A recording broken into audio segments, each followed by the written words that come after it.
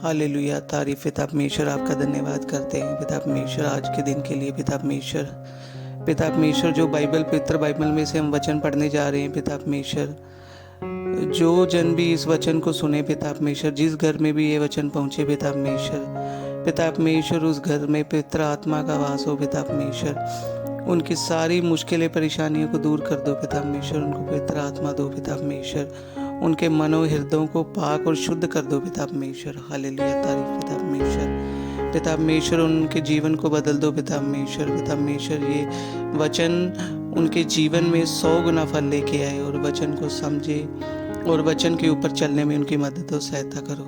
आपके मीठे और प्यारे नाम से मांगते हैं, आमीन। हालेलुया। मसीह में मेरे सारे भाई बहनों को जय मसीह की।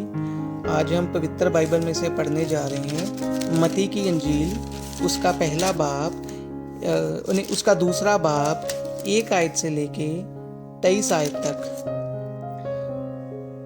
जोशियों का आगमन।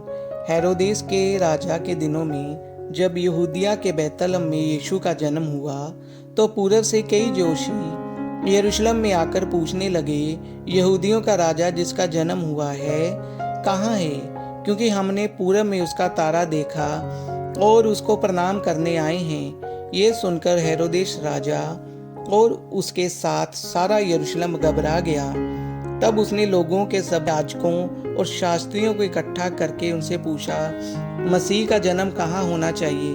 उन्होंने उससे कहा, यहूदिया के बैतलहम में, क्योंकि भविष्यद्वक्ता के द्वारा यूं लिखा गया है, हे बैतलहम, तू जो यहूदा के प्रदेश में है, तू किसी भी रीति से यहूदा के अधिकारियों में सबसे छोटा नहीं, क्योंकि तुझ में से एक अधिपति निकलेगा जो मेरी प्रजा इज़राइल की रखवाली करेगा। तब हेरोदेस ने जोशियों को चुपके से बुलाकर उनसे पूछा कि तारा ठीक किस समय दिखाई दिया था, और उसने ये कहकर उन्हें बैतलहम भेजा, जाओ उस बालक के विषय में ठीक ठीक मालूम करो, और जब वह मिल जाए तो मुझे समाचार दो, ताकि मैं भी आकर उसको प्रणाम करूं। वह राजा की बात सुनकर चले गए, और जो तारा उन्होंने पूरब में देखा था वह उनके आगे आगे चला, और जहां बालक था उस जगह के ऊपर पहुंचकर ठहर गया। उस तारे को देखकर वह अति आनंदित हुए, और उन्होंने उस घर में पहुंचकर उस बालक को उसकी माता मरियम के साथ देखा, और मुंह के बल गिरकर बालक को प्रणाम किया, और अपना अपना थैला खोलकर उसको सोना और लबान और गंधरस की भेंट चढ़ाई। तो सपन में ये चेतावनी पाकर कि हेरोदेस के पास फिर ना जाना, वह दूसरे मार्ग से अपने देश को चले गए। उनके चले जाने के बाद प्रभु के एक दूत ने स्वप्न में यूसुफ को दिखाई देकर कहा, उठ उस बालक को और उसकी माता को लेकर मिस्र को भाग जा, और जब तक मैं तुझसे ना कहूँ तब तक वहीं रहना, क्योंकि हेरोदेस इस बालक को ढूंढने पर है कि उसे मरवा डाले। तब वह रात ही को उठकर बालक और उसकी माता को लेकर मिस्र को चल दिया, और हेरोदेस के मरने तक वहीं रहा, इसलिए कि वह वचन जो प्रभु ने भविष्यद्वक्ता के द्वारा कहा था पूरा हो, मैंने अपने पुत्र को मिस्र से बुलाया। जब हेरोदेस ने ये देखा कि जोशियों ने उसके साथ धोखा किया, और तब वह क्रोध से भर गया, और लोगों को भेजकर जोशियों द्वारा ठीक ठीक बताए गए समय के अनुसार बैतलहम और उसके आसपास के स्थानों के सब लड़कों को जो 2 वर्ष के या उससे छोटे थे मरवा डाला। तब जो वचन यिर्मयाह भविष्यद्वक्ता के द्वारा कहा गया था वह पूरा हुआ।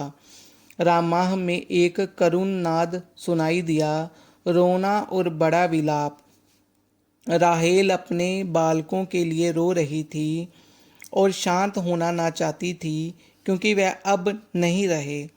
हेरोदेस के मरने के बाद प्रभु के दूत ने मिस्र में यूसुफ को स्वप्न में दिखाई देकर कहा, उठ बालक और उसकी माता को लेकर इज़राइल के देश में चला जा, क्योंकि जो बालक के प्राण लेना चाहते थे वह मर गए हैं। और उठा और बालक और उसकी माता को साथ लेकर इज़राइल के देश में आया। परंतु ये सुनकर कि अरखिलाउस अपने पिता हेरोदेस की जगह यहूदिया पर राज्य कर रहा है, वहां जाने से डरा।